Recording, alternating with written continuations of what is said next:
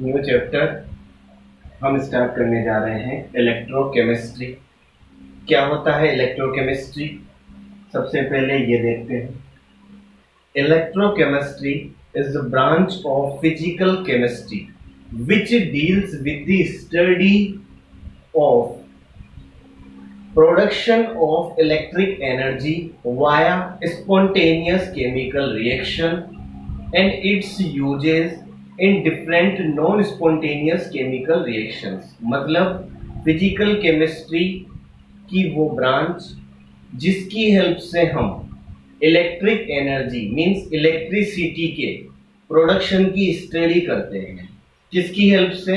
Spontaneous chemical reaction की help से। मतलब अपने आप जो रिएक्शंस होती है, ठीक है, नेचर में जो अपने आप रिएक्शंस होती है उनको बोलते हैं स्पॉन्टेनियस केमिकल रिएक्शंस। ठीक है, तो स्पॉन्टेनियस केमिकल रिएक्शन की हेल्प से इलेक्ट्रिक एनर्जी इलेक्ट्रिसिटी को कैसे प्रोड्यूस किया जाता है और उस इलेक्ट्रिक एनर्जी की हेल्प से कौन कौन सी नॉन स्पॉन्टेनियस रिएक्शंस को करवाया जा सकता है, इन सब की स्टडी हम इस चैप्टर में करेंगे। ठीक है, अब जैसा कि हम बात कर रहे हैं इलेक्ट्रिक एनर्जी, ठीक है, तो सबसे पहले हम सब्सटेंसेस को क्लासिफाई करते हैं इलेक्ट्रिकल बिहेवियर के बेसिस पे। ठीक है, और इलेक्ट्रिकल बिहेवियर के बेसिस पे सब्सटेंसेस को जनरली दो कैटेगरी में क्लासिफाई किया जा सकता है। ठीक है, on the basis of electrical behaviour substances are classified into two categories। एक कैटेगरी है कंडक्टर्स की और दूसरी कैटेगरी है नॉन कंडक्टर्स की। नॉन कंडक्टर्स या फिर इनको इंसुलेटर्स भी कहते हैं। क्या होते हैं कंडक्टर एंड नॉन कंडक्टर्स? तो सबसे पहले देखते हैं नॉन कंडक्टर्स। नॉन कंडक्टर्स ऐसे सब्सटेंस इलेक्ट्रिकल बिहेवियर के बेसिस पे क्लासिफाई किया है। नॉन कंडक्टर ऐसे सब्सटेंस जिनमें करंट का फ्लो, ठीक है, इलेक्ट्रिक करंट फ्लो नहीं होता है। ऐसे सब्सटेंस जिनमें इलेक्ट्रिक करंट फ्लो नहीं होता है, इलेक्ट्रिक करंट कांट फ्लो, ठीक है, जिनमें इलेक्ट्रिकल करंट फ्लो नहीं हो सकता है, वो क्या कहलाते हैं? Non conductors. ठीक है, इनके एग्जांपल्स क्या क्या हो सकते हैं? इनके एग्जांपल्स हो सकते हैं rubber, glass, would, pure water etcetera. ठीक है, प्योर वाटर क्या होता है? नॉन कंडक्टर या इंसुलेटर होता है। मतलब प्योर वाटर में करंट फ्लो नहीं होता है। ठीक है, दूसरा है कंडक्टर्स। कंडक्टर्स क्या होते हैं? जिनमें इलेक्ट्रिक करंट फ्लो कर सकता है। ठीक है, इलेक्ट्रिक करंट कैन फ्लो। ऐसे सब्सटेंस जिनसे इलेक्ट्रिक करंट पास हो सकता है, जिनमें इलेक्ट्रिक करंट फ्लो कर सकता है, वो क्या कहलाते हैं? कंडक्टर्स कहलाते हैं। ठीक है, कंडक्टर्स के एग्जांपल्स जितनी भी मेटल्स है वो सब कंडक्टर्स हैं। नॉन मेटल्स जैसे कि ग्रेफाइट, ठीक है, कार्बन ब्लैक, कुछ ऑर्गेनिक पॉलीमर्स, ठीक है, इसके अलावा solutions of acids, bases, salts etcetera. ये सब किस कैटेगरी में है? कंडक्टर्स। मतलब इनमें से इलेक्ट्रिक करंट पास हो सकता है। ठीक है, अब बारी आती है नॉन कंडक्टर्स की। तो हम यहाँ पे स्टडी करेंगे नहीं, क्योंकि नाम ही क्या है? इलेक्ट्रोकेमिस्ट्री। मतलब इलेक्ट्रिसिटी की स्टडी करनी है, और इलेक्ट्रिसिटी की स्टडी किसमें हो सकती है? कंडक्टर्स में। ठीक है, तो आगे हम देखते हैं कंडक्टर्स को आगे किस तरीके से क्लासीफाई किया जा सकता है। मतलब कंडक्टर्स कितने टाइप के होते हैं। ठीक है, देखते हैं इसके अलावा आगे कंडक्टर्स के टाइप। इसके अलावा कुछ और सब्सटेंसेस भी होते हैं, जैसे कंडक्टर्स और नॉन कंडक्टर्स के अलावा सेमी कंडक्टर्स, सुपर कंडक्टर्स। उनकी बात हम यहाँ नहीं करेंगे। हम जनरली दो टाइप की बात करेंगे, एक तो कंडक्टर और एक नॉन कंडक्टर। ठीक है, कंडक्टर्स कंडक्टर्स को भी दो कैटेगरी में क्लासिफाई किया जाता है। कौन कौन सी है वो दो कैटेगरीज? पहली कैटेगरी है मेटेलिक कंडक्टर्स और दूसरी कैटेगरी है electrolytic conductors.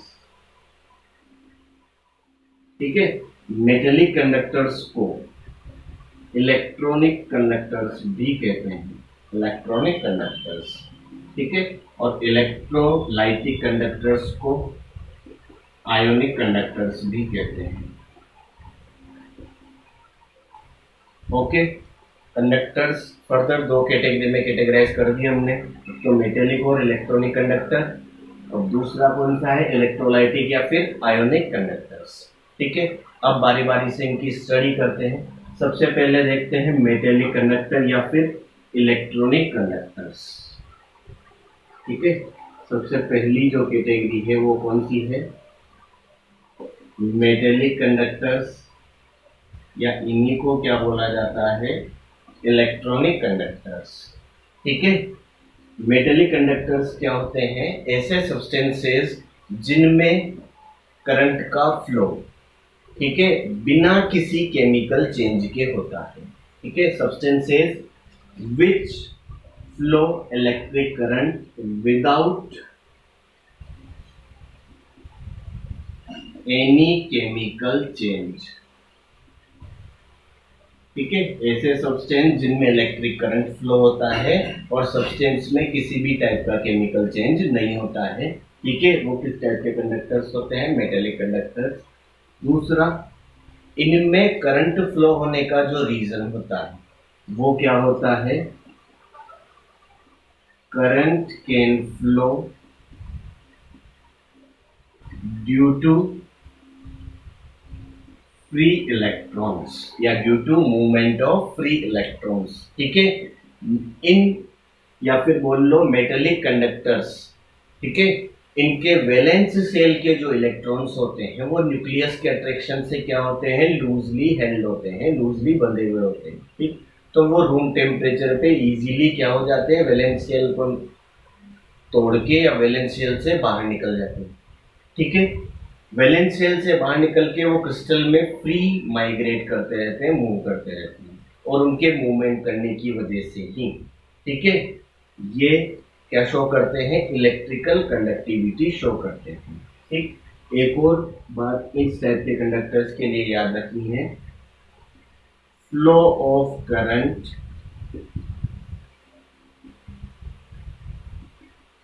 Is opposite to flow of electrons. ठीक है, करंट के फ्लो की जो डायरेक्शन है वो इलेक्ट्रॉन्स के फ्लो की डायरेक्शन के क्या होती है? अपोजिट होती है। ठीक है, तो ये मेटेलिक कंडक्टर्स की बात हो गई। इनके एग्जांपल्स की अगर मैं बात करता हूँ तो एग्जांपल्स में डिफरेंट मेटल जैसे कि ओरम हो गया, आयरन हो गया, सिल्वर हो गया, कॉपर हो गया, एक्सेट्रा। ठीक है, डिफरेंट मेटल्स। उसके अलावा कुछ नॉन मेटल्स जैसे कि ग्रेफाइट हो गया, कार्बन ब्लैक हो गया, ठीक है, कुछ ऑर्गेनिक पॉलीमर्स, ये सब भी किस टाइप के कंडक्टर्स होते हैं? मेटेलिक टाइप के कंडक्टर्स होते हैं। ठीक है, इसके बाद में अब नेक्स्ट जो बात आती है वो आती है मेटेलिक कंडक्टर्स की जो कंडक्टिविटी है उसको कौन कौन से फैक्टर्स अफेक्ट कर सकते हैं, या इनकी जो कंडक्टिविटी है वो किन किन फैक्टर्स पर डिपेंड करती है। ठीक है, तो नेक्स्ट कौन कौन से ऐसे फैक्टर्स हैं जो इनकी कंडक्टिविटी को अफेक्ट कर सकते हैं। ठीक है, उन फैक्टर्स में सबसे पहला जो फैक्टर है वो है नंबर ऑफ वैलेंस इलेक्ट्रॉन पर एटम। ठीक है, जैसा कि हम बोल रहे हैं फ्री इलेक्ट्रॉन्स के मूवमेंट की वजह से करंट फ्लो होता है मेटेलिक कंडक्टर्स में। ठीक है, अब पर एटम जितने ज्यादा वैलेंस इलेक्ट्रॉन होंगे उतने ही ज्यादा फ्री इलेक्ट्रॉन्स बनेंगे, उतना ही ज्यादा चार्ज मूव करेगा। ठीक है, और हम जानते हैं चार्ज पर सेकेंड ही क्या होता है? करंट होता है। ठीक है, तो नंबर ऑफ वैलेंस इलेक्ट्रॉन जिस मेटल के पास जितने ज्यादा होंगे उसकी मेटेलिक कंडक्टिविटी उतनी ही ज्यादा होगी। Second, nature and structure of metal, ठीक है। किसी मेटल की नेचर और स्ट्रक्चर पर भी इलेक्ट्रिक कंडक्टिविटी डिपेंड करती है। नेचर मतलब स्ट्रॉन्ग मेटल है या वीक मेटल है, ठीक है। मतलब जो इजीली इलेक्ट्रॉन दे देगी वो स्ट्रॉन्ग मेटल है, और जो इजीली इलेक्ट्रॉन दे देगी, ठीक है, उसकी इलेक्ट्रिकल कंडक्टिविटी ज्यादा होगी, ठीक है। नेक्स्ट जो फैक्टर है वो है डेंसिटी ऑफ मेटल। मेटल की डेंसिटी का मतलब number of atoms per unit volume.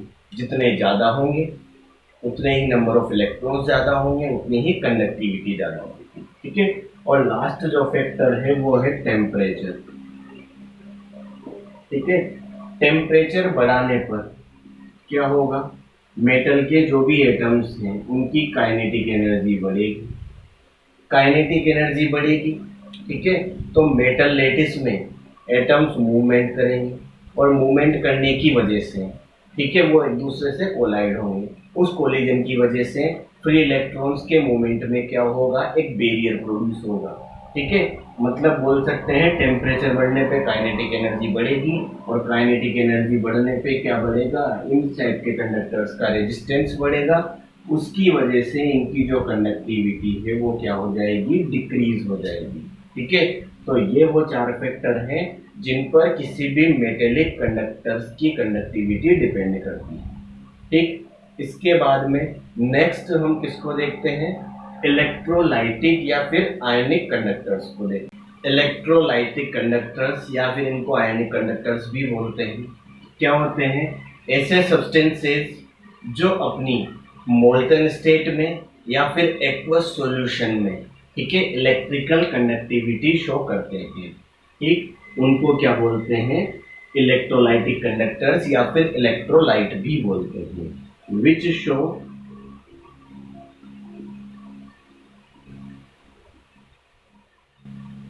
conductivity in their molten state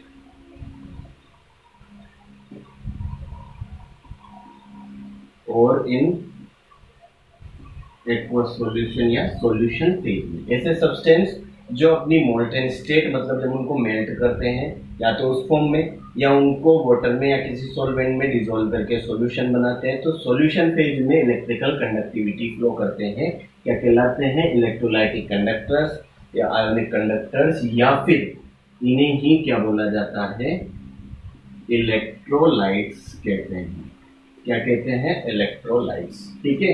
electrolytes उनके एग्जांपल्स हो सकते हैं एसिड्स, बेसेस और इनसे बनने वाले सॉल्ट, ठीक है। इसके बाद में इस टाइप के कंडक्टर्स में इलेक्ट्रिक करंट या कंडक्टिविटी फ्लो होने का जो रीजन होता है वो क्या होता है, due to movement of ions, ठीक है। इनमें इलेक्ट्रिक करंट फ्लो होने का रीजन क्या होता है, आयंस का मूवमेंट, ठीक है, अपोजिटली चार्ज इलेक्ट्रॉन्स की ओर, ठीक। जब भी सॉल्यूशन बनाते हैं तो उस सॉल्यूशन में जो कंडक्टिविटी मेजर करेंगे, सॉल्यूशन में तो कैसे मेजर करेंगे, कुछ ना कुछ मेटल चाहिए, ठीक है, तो उसका यूज किया जाता है इलेक्ट्रोड्स की फॉर्म में, ठीक।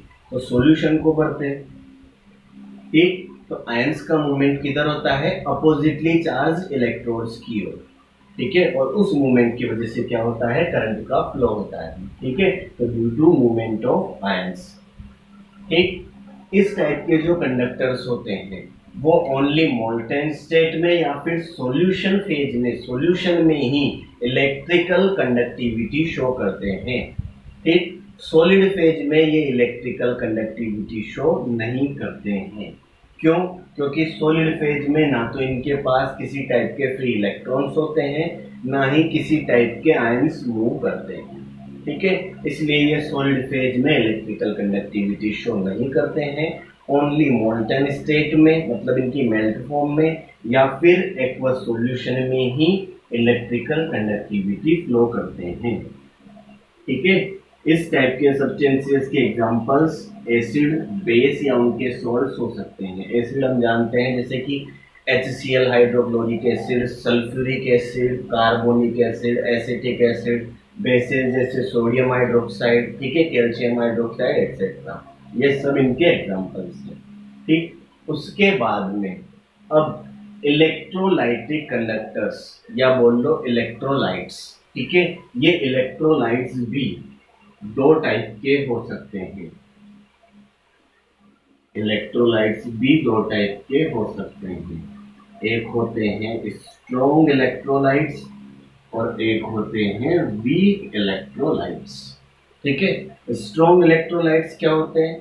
ऐसे इलेक्ट्रोलाइटिक सब्सटेंसेस जो उनके एक्वस सॉल्यूशन में ऑलमोस्ट कंप्लीटली आयोनाइज हो जाते हैं। ऑलमोस्ट कंप्लीटली आयोनाइज होने का मतलब है 100% आयोनाइज हो जाते हैं। जैसे कि मैं एग्जांपल ले लूं NaCl, ठीक है, अगर NaCl के मैंने 10 मोल लिए और ये 10 मोल डिसोशिएट हो गए 10 Na+ और 10 Cl-, ठीक है, मतलब क्या हो गए 10 के 10 आयोनाइज हो गए, डिसोशिएट हो गए। ठीक है, तो इस टाइप के इलेक्ट्रोलाइट जो ऑलमोस्ट कंप्लीटली आयोनाइज हो जाते हैं वो क्या कहलाते हैं? Strong electrolyte. ठीक है, इनके लिए डिग्री ऑफ डिसोसिएशन अल्फा की वैल्यू ऑलमोस्ट 1 के इक्वल होती है। ठीक है, इस टाइप के जो इलेक्ट्रोलाइट्स होते हैं उनके लिए डिग्री ऑफ डिसोसिएशन किसके इक्वल होता है? 1 के इक्वल। ठीक, डिग्री ऑफ डिसोसिएशन मैंने बताया है टोटल मोल्स में से कितना फ्रैक्शन किसी इलेक्ट्रोलाइट का डिसोशिएट होता है, वही क्या होता है? उसकी डिग्री ऑफ डिसोसिएशन। ठीक है, और वो इनके लिए कितना होता है? ऑलमोस्ट 1 के इक्वल। ठीक, वीक इलेक्ट्रोलाइट जो कंप्लीटली आयोनाइज नहीं होते हैं, मतलब उनमें कुछ पार्ट आयोनाइज होता है। ठीक, सपोज मैंने 10 मोल्स ऑफ एसिटिक एसिड ले लिया, इसके एक्वस सॉल्यूशन में ओनली 3 मोल एसिटिक एसिड का क्या हुआ? डिसोसिएशन। ठीक, तो यहाँ पे ये कंप्लीटली आयोनाइज नहीं हुआ, उससे कुछ कम आयोनाइज हुआ। ठीक है, तो ऐसे इलेक्ट्रोलाइट्स जो कंप्लीटली डिसोशिएट आयोनाइज नहीं होते हैं वो कैसे इलेक्ट्रोलाइट होते हैं? वीक, और इनके लिए डिग्री ऑफ डिसोसिएशन अल्फा की वैल्यू 1 से बहुत कम होती है। ठीक है, तो ये यहाँ पे हमने बात कर ली इलेक्ट्रोलाइट्स की, स्ट्रॉन्ग इलेक्ट्रोलाइट, वीक इलेक्ट्रोलाइट। ठीक, स्ट्रॉन्ग इलेक्ट्रोलाइट के एग्जांपल्स क्या होते हैं? जितने भी स्ट्रॉन्ग एसिड्स हैं, स्ट्रॉन्ग बेसेस है, ठीक है, और स्ट्रॉन्ग एसिड स्ट्रॉन्ग बेस से बनने वाले सोल्ट या स्ट्रॉन्ग एसिड वीक बेस से या स्ट्रॉन्ग बेस वीक एसिड से बनने वाले जितने भी सोल्ट्स हैं वो सब क्या है? स्ट्रॉन्ग इलेक्ट्रोलाइट्स की कैटेगरी में आते हैं। ठीक है, वीक इलेक्ट्रोलाइट्स क्या होते हैं? वीक इलेक्ट्रोलाइट जैसे कि वीक एसिड्स हो सकते हैं, वीक बेसेस हो सकते हैं। ठीक है, weak acids, weak bases.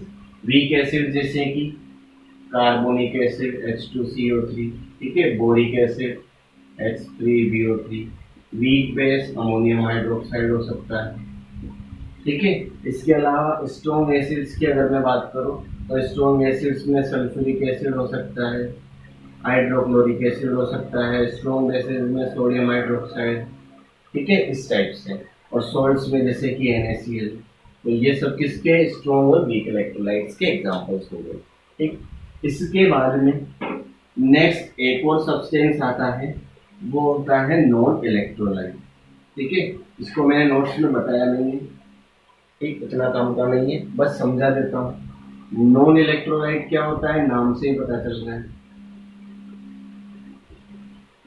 Non electrolytes ऐसे सब्सटेंस जो ना तो सॉलिड फेज में, ना मोल्टेन स्टेट में और ना ही एक्वस सॉल्यूशन में, ठीक है, किसी भी सिचुएशन में इलेक्ट्रिकल कंडक्टिविटी फ्लो नहीं करते हैं, क्या कहलाते हैं? नॉन इलेक्ट्रोलाइट्स कहलाते हैं। ठीक, जैसे कि शुगर, ग्लूकोज एक्सेट्रा। ठीक है, ये क्या है? नॉन इलेक्ट्रोलाइटिक सब्सटेंसेज थे, क्योंकि इनमें किसी भी टाइप के आयंस नहीं बनते हैं। ठीक, तो ये एक्वस सॉल्यूशन में कंडक्टिविटी फ्लो नहीं करते, किसी टाइप के फ्री इलेक्ट्रॉन्स नहीं होते हैं, इसलिए सॉलिड फेज में भी इलेक्ट्रिकल कंडक्टिविटी फ्लो नहीं करते। ठीक है, इसके बाद में नेक्स्ट जो बारी आती है वो है मेटेलिक और इलेक्ट्रोलाइटिक कंडक्टर्स में डिफरेंस की। मेटेलिक और इलेक्ट्रोलाइटिक कंडक्टर्स में डिफरेंस। मेटेलिक कंडक्टर्स ले लिया एक साइड पे और एक साइड पे ले लिया इलेक्ट्रोलाइटिक कंडक्टर्स। ठीक है, ये डिफरेंस लिखने का जो तरीका है बाइसेक्ट करके पेज को। ठीक है, देखो इनमें मेटेलिक कंडक्टर्स में जो कंडक्टिविटी फ्लो होती है वो किसकी वजह से होती है? मूवमेंट ऑफ फ्री इलेक्ट्रॉन्स की वजह से।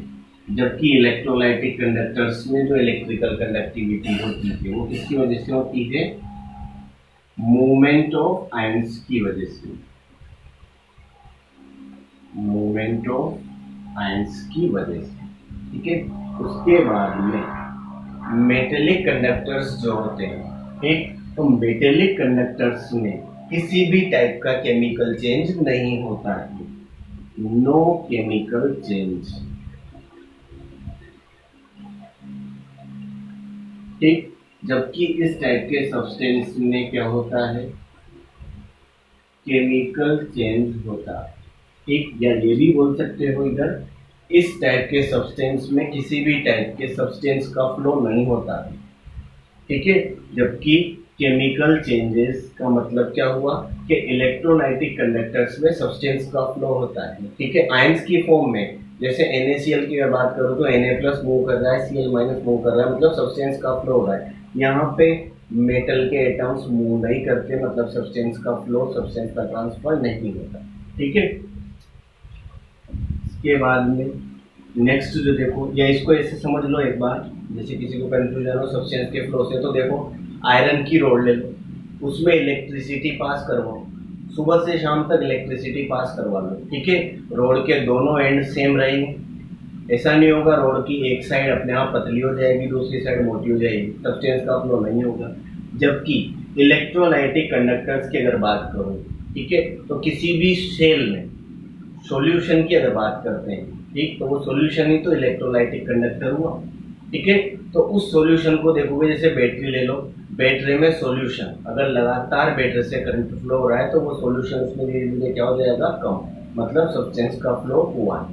ठीक है, उसके बाद में नेक्स्ट बोल सकते हैं, ये सॉलिड फॉर्म में भी और इनकी मोल्टेन स्टेट में भी क्या कर सकते हैं? इलेक्ट्रिक करंट फ्लो करवा सकते हैं, मतलब इनमें से इलेक्ट्रिक करंट फ्लो हो जाएगा। ठीक है, इनमें ओनली सॉल्यूशन फेज में या मोल्टेन स्टेट में ही इलेक्ट्रिक करंट फ्लो होगा, सॉलिड फेज में इलेक्ट्रिक करंट फ्लो नहीं होगा। इसमें इलेक्ट्रोलाइटिक कंडक्टर्स। ठीक है, उसके बाद में नेक्स्ट स्टेप और देखते हैं, टेम्परेचर बढ़ाने पर इनकी कंडक्टिविटी डिक्रीज होती है, क्योंकि मेटेलिक कंडक्टर्स की। ठीक है, जबकि इलेक्ट्रोलाइटिक कंडक्टर के लिए क्या बोला जाता है कि टेम्परेचर बढ़ाने पे इनकी कंडक्टिविटी क्या होती है? बढ़ती है। ठीक है, यहाँ मैंने रीजन बता दिया, टेम्परेचर बढ़ाने पे कोलिजन बढ़ते हैं और कोलिजन बढ़ने की वजह से रेजिस्टेंस बढ़ता है, जिससे कंडक्टिविटी डिक्रीज होती है। ठीक है, जबकि यहाँ पे टेम्परेचर बढ़ाने पे काइनेटिक एनर्जी बढ़ने से आयंस की स्पीड बढ़ती है और आयंस अपोजिटली चार्ज इलेक्ट्रोड्स पे पहले के कंपेयर में ज़्यादा स्पीड से पहुंच पाते हैं। ठीक है, तो उसको बोला जाता है आयंस की स्पीड बढ़ना, मोबिलिटी बढ़ना। ठीक है, तो आयंस की स्पीड बढ़ने की वजह से टेम्परेचर बढ़ाने पे इनकी कंडक्टिविटी बढ़ती है। ठीक, तो ये इन दोनों में मेटेलिक और इलेक्ट्रोलाइटिक कंडक्टर्स में क्या हो गया? डिफरेंस। ठीक, इसके बाद में नेक्स्ट हम एक क्वेश्चन देखते हैं। क्वेश्चन क्या है? ठीक है, क्वेश्चन लिखूंगा नहीं मैं, केवल ऐसे समझाऊंगा। क्वेश्चन है कॉपर मेटल, ठीक है, सॉलिड फॉर्म में एंड मोल्टेन स्टेट में क्या करती है? इलेक्ट्रिक करंट पास करती है। जबकि copper chloride only solution phase में ही क्या करता है? इलेक्ट्रिक करंट पास करता है। ठीक है, इसका रीजन देना है, ये क्वेश्चन मैंने नोट्स में लिखाया हुआ है। ठीक है, copper metal show electrical conductivity both in solid as well as molten state, whereas copper chloride show electrical conductivity only in its solution. ठीक है, गिव रीजन, इसका रीजन देना है। तो सिंपल सा देखो, कॉपर क्या है, मेटल। ठीक है, इसमें किस टाइप की कंडक्टिविटी या ये किस टाइप का कंडक्टर है, मेटेलिक कंडक्टर। और मेटेलिक कंडक्टर में इलेक्ट्रिसिटी फ्लो होने का रीजन है फ्री इलेक्ट्रॉन, जो सॉलिड फेज में भी अवेलेबल है, मोल्टेन स्टेट में भी अवेलेबल है। इसलिए ये दोनों फेज में या दोनों स्टेट्स में इलेक्ट्रिकल कंडक्टिविटी फ्लो करता है। जबकि कॉपर क्लोराइड, ठीक है, सॉलिड फेज में इसके पास में आयंस का मूवमेंट नहीं है, इसलिए ये कंडक्टिविटी फ्लो नहीं करेगा। ठीक है, क्योंकि ये इलेक्ट्रोलाइटिक कंडक्टर है। और सॉल्यूशन फेज में आयंस मूव करेंगे, इसलिए सॉल्यूशन फेज में ये इलेक्ट्रिकल कंडक्टिविटी शो करेगा। ओके, इसके बाद में ठीक ऐसा इक्वेशन NaCl के लिए भी पूछ सकते हैं। NaCl के लिए क्या पूछ सकते हैं, solid NaCl electrical conductivity show नहीं करता है, जबकि उसका aqueous solution electrical conductivity show करता है। इसका भी सेम रीजन है, सॉलिड NaCl में आयंस का मूवमेंट नहीं होता है, न ही इसके पास किसी टाइप के फ्री इलेक्ट्रॉन से। जैसे ही सॉल्यूशन बनाया, सॉल्यूशन में Na+ और Cl- आयंस क्या करेंगे, मूव करेंगे, उस वजह से ये इलेक्ट्रिकल कंडक्टिविटी शो करेगा। ठीक है, इसके बाद में नेक्स्ट है फैक्टर्स अफेक्टिंग इलेक्ट्रोलाइटिक कंडक्टेंस या इलेक्ट्रोलाइटिक कंडक्टिविटी। उसको हम नेक्स्ट टर्न पे डिस्कस करेंगे।